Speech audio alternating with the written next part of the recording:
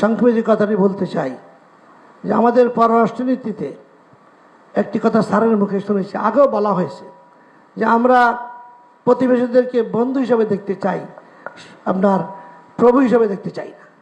এই যে একটা মূলনীতি, এটার মধ্যে অটল থাকতে হবে, আমাদের কোনো ভয় নাই। দ্বিতীয় নম্বরে হলো যে আমরা হিন্দু, বৌদ্ধ, খ্রিস্টান সবাই এক কাতারে একসাথে থাকি, উঠা বসা করি। আমার চাঁদপুরে সংক্ষেপে বলতে চাই, মুক্তিযুদ্ধের সময়ও আমার পাশের গ্রামে 350 ঘর হিন্দু ছিল।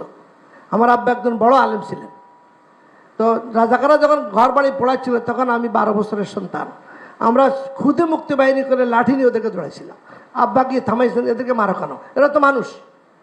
তারপর তারা সাহস করেনি।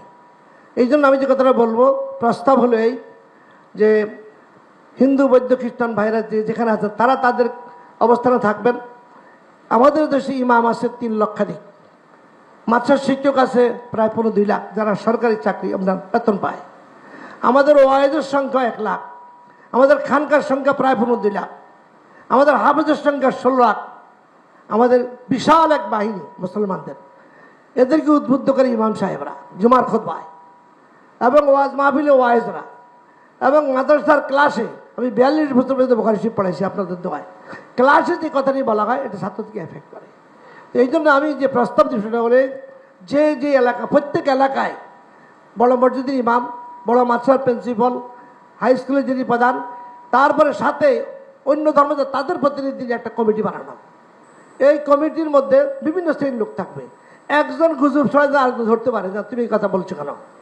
একজন হিন্দু আমার এলাকায়, তার একটা ছেলে একটা ককটেল ফুটাইছে, ফুটানোর পরে আমরা দৌড়ে গেলাম, কী হলো, কয় যে আমাকে একজন 500 টাকা দিছে, আপনার একটা ককটেল ফুটাই দিলে আপনার পূজার মধ্যে এটা আমাকে 500 টাকা দিয়ে জন্য ফুটাই দিচ্ছে। সে হিন্দু ছেলে, কিন্তু পরে ওর বাবাকে ডাকলাম, বাবাকে ডাক বললাম যে ভাই আপনি কী করছে, কবে আমি তো জানি না।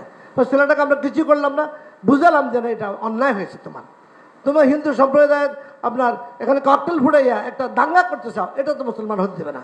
কারণ মুসলমানরা ইসলাম যেটা বলে সেটা হলো মানুষ হিসেবে সব সমান, সে যেই ধর্মেরই হোক তাকে শ্রদ্ধা করতে হবে, তাকে সম্মান করতে হবে। ধন্যবাদ। যদি একটু জি আর একটু কথা বলি, শেষ করি। সেটা হলো আরেকটা স্যারকে পেয়ে বলতে চাই, আমাদের মাদ্রাসা শিক্ষার যে সমস্ত অবস্থা এখন চলছে, এই বৈষম্যের শিকার আমরা কিন্তু মাদ্রাসা শিক্ষা অনেক দিক থেকে। আমি আশা করব আজকে এই প্রসঙ্গে, যদি প্রাসঙ্গিক এক লাইনে বলবো যে বৈষম্যগুলো কী কী চলছে মাদ্রাসা শিক্ষার জন্য, এগুলো স্যার যদি একটু নজর দেন তাহলে ওলামায়ে কেরাম ঐক্যবদ্ধ হতে বলে আগে আসতে আপনার আগ্রহী হবে। এই কথা বলে আমি ধন্যবাদ। যে আমি শুধু জি একটা কাগজ তার হাতে দেবো, এখানে কিছু পয়েন্ট আমি দিয়েছি। আমি প্রথমে আজকের যে প্রধান উপদেষ্টা মহোদয়,